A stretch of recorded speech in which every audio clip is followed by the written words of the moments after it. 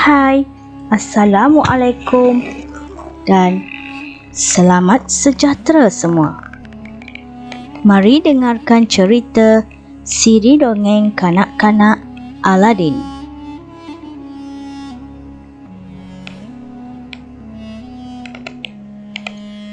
Siri Dongeng Kanak-Kanak berfokus suku kata. Aladin.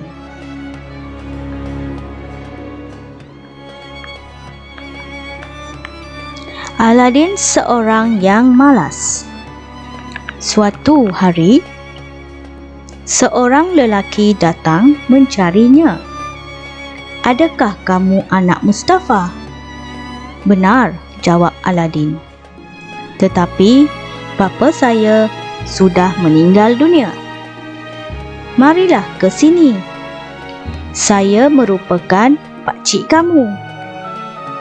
Aladin tidak tahu bahawa lelaki itu sebenarnya seorang ahli silap mata yang terkenal. Dia pun membawa lelaki itu bertemu emaknya di rumah.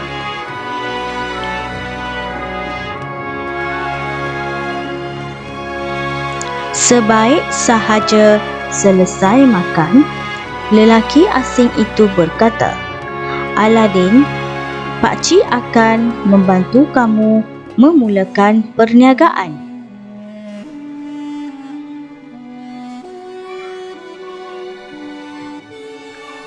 Kedatangan lelaki asing itu seperti satu rahmat buat Aladin dan emaknya. Keesokan harinya, lelaki asing itu memberikan Aladin pakaian yang elok dan membawanya untuk berdagang. Ahli silap mata itu sering menceritakan cerita yang menarik, sehinggalah Aladin memintanya berhenti berehat di sebuah gua. "Saya tidak larat untuk berjalan lagi. Kita rehat sebentar di sini dahulu," kata Aladin kepada pakciknya itu.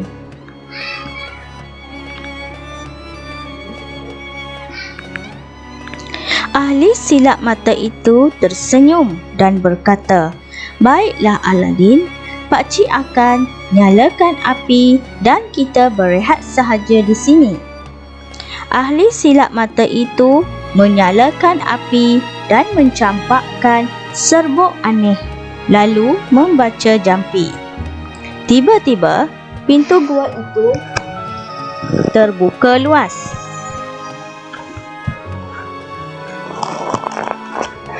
Sebelum sempat Aladin melarikan diri, ahli silap mata itu memegangnya sambil berkata, "Bertenang anak muda, itu cuma helah magic sahaja. Sekarang kamu masuk ke dalam gua." Gua itu penuh dengan harta karun. Mata Aladin bersinar melihat harta yang banyak itu. "Nah, pakai cincin ini," kata ahli silap mata itu.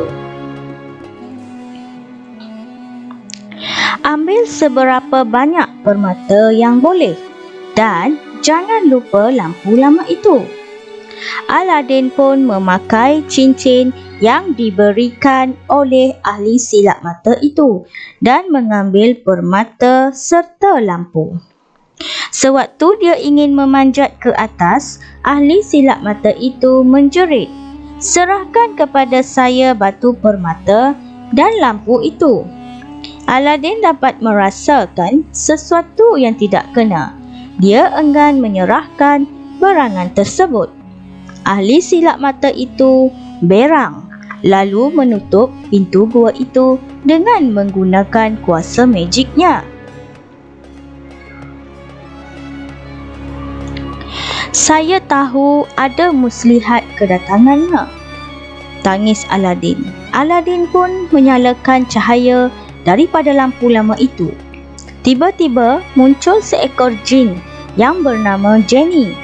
"Saya merupakan hamba kamu. Apakah yang saya boleh bantu?" "Bawa saya pulang ke rumah," arah Aladin.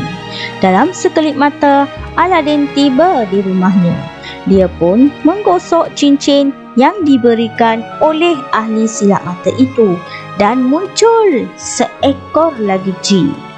Saya merupakan jin cincin. Saya akan tunaikan 3 permintaan tuan. Aladin sangat gembira. Dia meminta kepada jin cincin untuk menjadi orang yang kaya. Permintaannya pun ditunaikan. Aladin dan ibunya kini hidup mewah. Suatu hari, Aladin terlihat puteri sultan dan jatuh hati kepadanya. Dia meminta ibunya ke istana untuk meminang puteri itu. Ibu Aladin datang dengan membawa pelbagai jenis batu permata. Aladin pun mengarahkan Genie membina sebuah istana yang besar untuknya tinggal. Mereka pun berkahwin dan bahagia hidup bersama. Aladin juga ditabalkan menjadi pemerintah baharu di kerajaannya.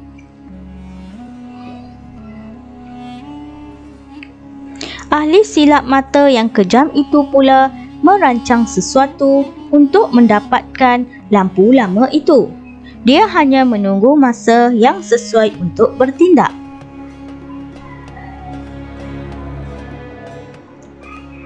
Suatu hari, Aladin ke negara jiran. Ahli silap mata itu menyamar menjadi pedagang yang menjual lampu.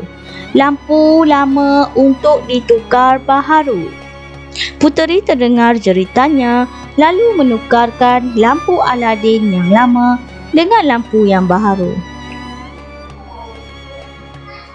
Sebaik sahaja lampu itu bertukar tangan, ahli silap mata itu lantas menggosok lampu tersebut. Keluarlah Genie. Bawa istana Aladin ke padang pasir di Afrika, arahnya. Puteri yang ketakutan asyik menjerit dan menangis. Tidak lama lagi Aladin akan mati, katanya kepada puteri. Lebih baik kamu bersedia untuk mengahwiniku. Ahli silap mata itu pun meninggalkan puteri di dalam bilik. Aladin yang baru sahaja tiba terkejut melihat istana dan permaisurinya tiada. Dia pun menggosok cincinnya dan mengarahkan jin membawanya ke tempat permaisurinya.